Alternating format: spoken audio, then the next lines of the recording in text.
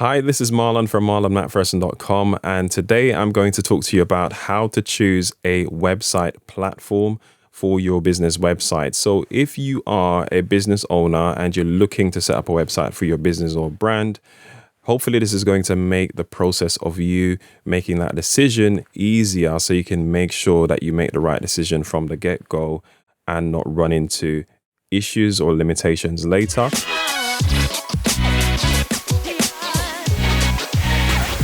So on the surface, websites are the same to most people, right? The end user, what they see is images, they see text, they see some graphics and videos on a page, as well as some information. And they think that, it's all the same. It comes up in their browser and it looks all the same to them. However, behind the scenes, there's a multitude of technologies and systems that work together to create that website and to create the functionality within that website. And these technologies and systems, the way they are going to operate is going to depend on the platform that you choose for your website. So when it comes to business websites, there are some features that pretty much every business need that allows them to capture leads, to carry out transactions, or to even do certain business functions, right? So that means that you need to have a robust, reliable, and convenient, well-built website solution. So the foundation is there to serve your business for the long term. So right now, I'm going to take a look at some of the ways that you could create a website and therefore the platform that you would create it on. So you can actually make an informed decision around how that can be done, because I'll be looking at some of the pros and the cons as well. So the first way is to use static HTML to build a website. So what is that? Static HTML sites are those that are built from pure code. So if you think about, as in this image that I have on screen right now, what you see on a browser when you go as a user to go onto a web page is, as I've mentioned before, text, images, and so on, and other content, right? But if you were to look behind the scenes from the computer's perspective, all it sees is code. So traditionally, this is how it was written. If you want to write the code, it's written in a language called HTML, which stands for, if you must know, hypertext markup language. So someone, a programmer or a web developer, would actually sit there and write all this code to position things on a screen to say, hey, I want this image over here. I want 2 columns here. I want some text here. All of this is done by code, even down to the colors and things like that. That is showing on a screen. It's all down to the code. Now, there are some restrictions with these types of sites. For the most part, websites are not really built like that anymore, even though you can still build HTML websites. The restrictions are that you don't really have any options to change things easily with these types of sites. So you will need to have a developer that you need to go in and ask them to change some text, some simple things like changing some text here, or even swapping out an image. You won't be able to do that unless you have knowledge of HTML to look at that code and know exactly what you're doing, which for the regular person, that's not going to happen, right? So it's going to be difficult for you to change things on it. If you have a site that, let's say you're setting it up and you're not going to make any changes to it whatsoever, it's just informational, and how you design it, how it's built, that's just how it's going to be kept, then maybe that's an option. In fact, it's actually lower maintenance that way, because you're not having to update software behind the scenes. It doesn't have anything running behind the scenes to give it any additional functionality. Therefore, you don't have the issue of hacking and so on. It's much more low risk because there isn't software running behind the scenes that normally would pick up viruses and so on, right? If on the other hand, you want to be able to go in and edit your text and go in and change images and be able to just see how everything is operating behind the scenes without having to look at code, then a static website is not going to be for you. A static HTML website is not going to be for you. Now, the other way of doing websites is to use what's called a content management system. And a content management system, or CMS for short, is, as the name suggests, it allows you to go in and do all those things that I've just mentioned that you can't do with a static HTML website. So you're able to look at an interface and basically go in and see where your pages are. You can open up a page, you can see the text on the page, and you can edit that by just pointing and clicking with a text editor, just like you would, let's say, in a Word document, for example.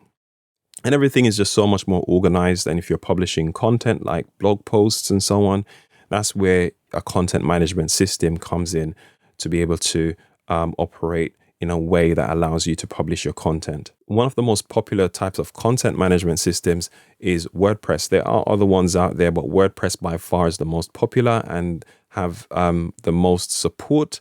And that's what I'm going to talk about in the next section of this video. Spoiler alert, it's what I use for my websites and my client sites as well.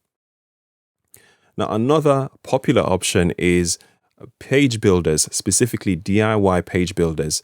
And these are basically some tools that you get access to through a service that you might have signed up for.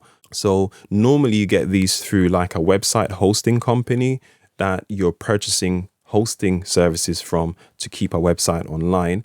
And instead of having a designer build a website for you and putting it on that host, they have the option where you can go in and use maybe one of their page builders that they allow you to use and create some pages and set up your own website, right? So that's one option.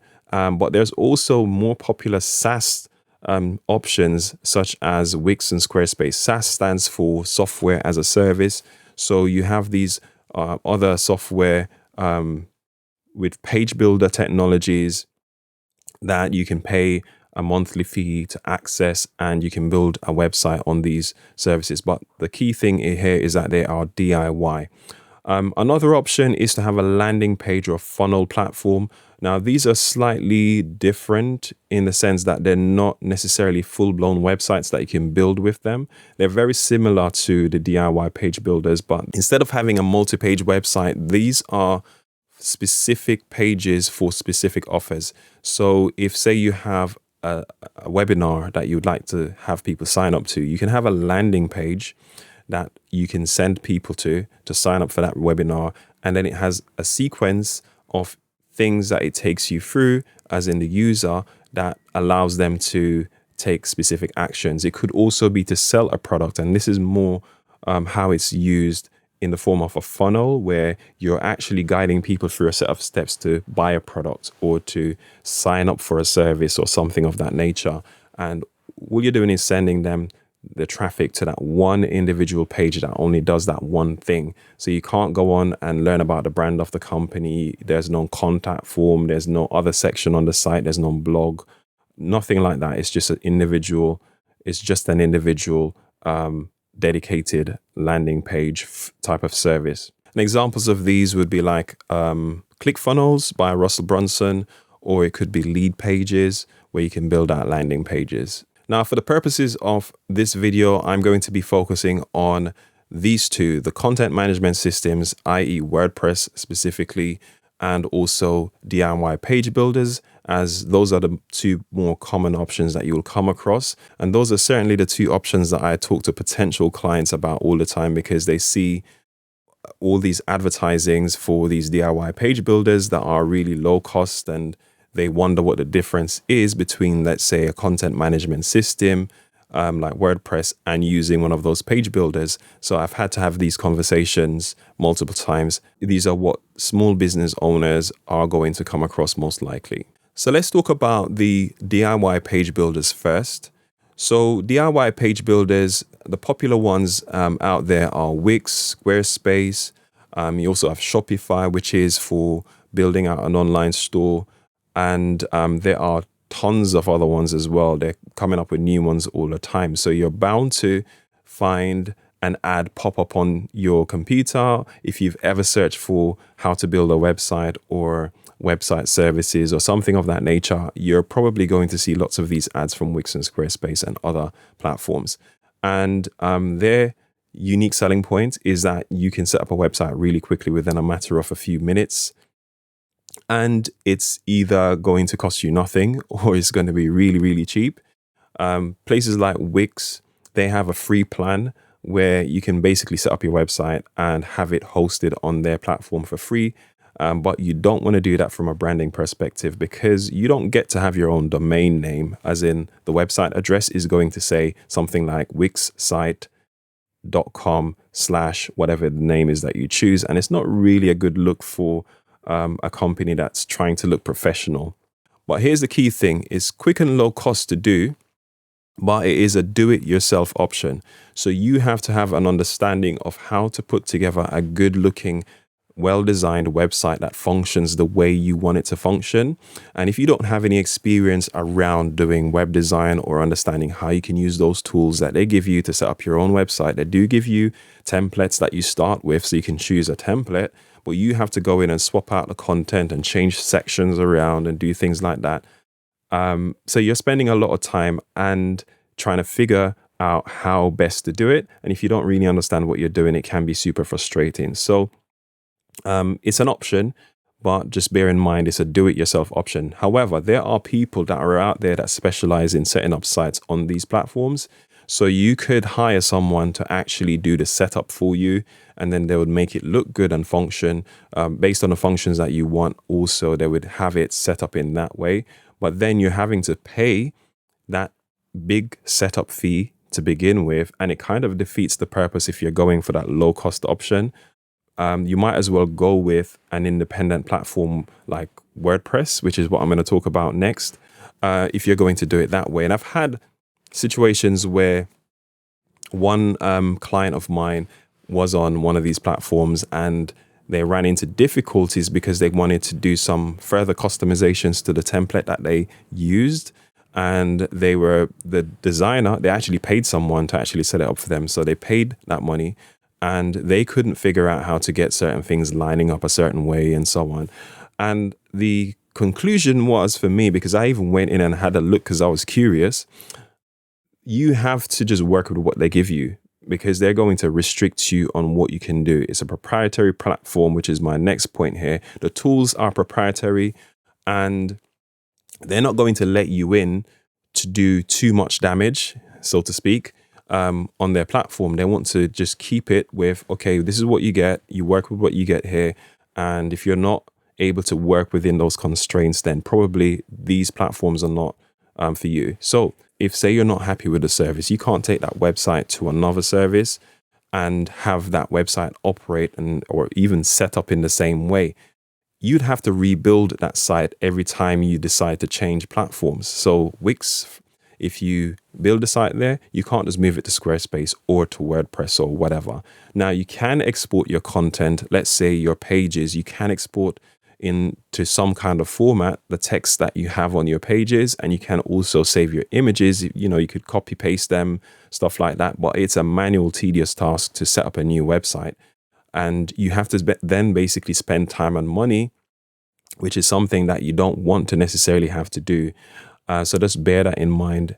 You don't own these platforms, and they have certain terms and conditions that could limit you with how you can operate as a business as well. So you have to be careful of what you're doing. Otherwise, you can get suspended or get banned on these platforms.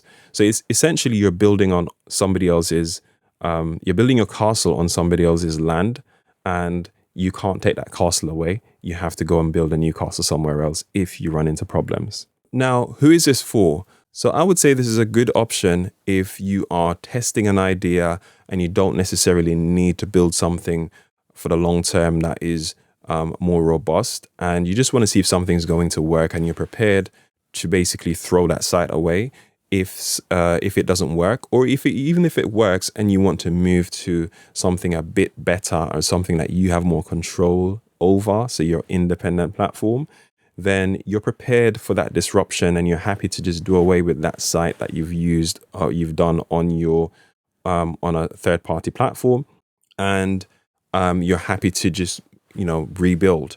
So that's okay. You can use it for that. I would say it's also good for somebody who is really budget conscious. So say you don't have a ton of money to invest up front, because designers can cost a lot of money if you are going to hire a designer to actually set up a website for you. It can cost you a few $1,000s or pounds to invest into your own independent website. So now we're going to look at content management systems, CMS, specifically WordPress. I mentioned to you that WordPress is what I use for my websites, and it's what I recommend and I use on client sites as well. So what's a content management system? I've mentioned it before. It allows you to manage everything that is on your website in an easy, straightforward way by seeing all your pages laid out, and you can click into a page, you can go in and edit the page, change things out, change your content out. You can organize all your pictures in a library, and you can swap out images quite easily without touching any code, right? You don't need to touch any code, and that's the main thing here. So it makes it accessible to the regular business owner out there who wants to manage their own content on their website, or it makes it more flexible so that you can do the things just the way you want it within the scope of how the platform operates, okay, which is a lot more flexibility to have than to go with a tool such as a page builder. With WordPress, you have your own independent platform. This is what it allows. So you're not building on one of these third-party platforms that will say to you, hey, if you're leaving our service, if you're stopping payments, if you don't want to pay us anymore, you want to take it somewhere else because you're not happy, you can do that with WordPress, because WordPress itself is a standalone open sourced platform or software that you can actually package up your website and take it somewhere else to another hosting service, because this is where the website is being kept online. That's a separate thing to the actual site files and all of that. So you have complete control over that. And therefore, if say your hosting company is not performing very well, just know that you have more flexibility there and you own the platform, you own the site. Now, with WordPress, there are lots of people who support WordPress and use it. So there's about 30% of the internet or more that use WordPress. This is across the entire web, the entire internet. So most of the sites that you see online are going to be using WordPress, which means there's a massive community around it, and therefore you can do just about anything that you want to do with a WordPress website. So say you want to add some additional features and functionality from another company, a third-party tool. There's lots of companies that support the platform. So you're not restricted to just what WordPress gives you. You have plugins, which is basically software you can add on to give you the extra functionality that you need. And the third point that I want to make on this is that WordPress can grow with you for the long term. So you don't have to start with building out a massive website with all the bells and whistles there are. You can start with something at the minimum level that you can get by with doing your basic conversions, getting leads coming through, or selling your product. And then you can, as your needs change and as things change within your business, you can add or change things on your website quite easily. Now let's talk about who WordPress is for. So I would say it's for those people who are looking to build something out for the long term. So it's not just a temporary test that you're doing, because it does require a good amount of investment of either your time to do strategy and to plan things out and to make sure you pick the right tools that will go into the website. I talked about the extra plugins and things you can have, and it costs money also to invest up front to have a designer or a developer work with you to build out that website. Now, you can DIY a WordPress website. There's lots of tutorials out there that show you how to build a WordPress website. I even have a course that teaches how to build a basic business website for your brand on WordPress. But you do have to have the right skills if you're going to do it yourself, and you do have to understand what you're doing, and it takes time, especially if you haven't got the experience. It will take you time. So it's certainly doable. When I started out, I'm pretty much self-taught with WordPress. So it is possible to do, but it can take you weeks, months, or even years to master the skills that you need to be able to do this properly. Or if you have the guidance of someone, like say you do a course or something like that to do a specific type of site, then that is going to really help you if you're going to do it the DIY route. Now, what do I recommend? Obviously, I recommend that you go with the solution that gives you all the flexibility and the ownership that you can have over your website. But obviously, if you again fall into the category of people that are just starting out, that need to have that doesn't really have a good budget, and you're looking to get something up and running quickly, then one of these third-party tools would be probably a good place to start, provided you accept the limitations and you accept that you'll have to at some point move over to another platform and you'll have to rebuild, and it's going to cost you time and money. You have to accept those things. Either way, the decision is one that you have to make for your own business, depending on where things are at for you. Now, I've got some additional resources here for you. So a couple of things I want to mention is my done for you website setup service over on ultimatedesignpro.com. So we have flexible options to get either a custom website on WordPress done, or if you're looking for something a bit more cost effective, we have a monthly option with a low cost setup fee that you can utilize as well. And unlike these third-party services that I've mentioned before, you get the option to take over full ownership of your website. So you have the opportunity to move it to somewhere else if you wish and not have to rebuild your entire website. So check out ultimatedesignpro.com for my website production services. And also, if you have an existing website and you want to see how well that website is likely to perform for conversions in terms of sales or leads, take my website for conversion quiz. It's free. You can go over to marlonmcpherson.com/website quiz, and it will run you through a series of questions. It takes less than 5 minutes to do, and you get a score at the end of it to show how well optimized your website is for conversions. And also you can get my feedback. So if you want me to have a look over the scores and see how you can improve, I can give you some feedback there as well. So just head to marlonmcpherson.com/website quiz. That's all I've got for you in today's video. If you've been listening on the podcast, thanks for listening. And if you're on YouTube, don't forget to subscribe, share the video, and hit that like button, as the YouTube algorithm likes to see that, and other people will get to see my content because they will promote my video if they see that other people are engaging with the like button and leaving comments, etc. If you need any extra help from me, or if you have questions, reach out to me over on my website, marlonmcpherson.com. I have a few different resources over there that you can utilize, as well as ways that you can work with me to help with your online strategy for your website and for your online content. Now, until next time, keep crushing it. Check out one of the other videos that is going to come up on the screen, and check the description for any information that I've left there for you as well. Take it easy.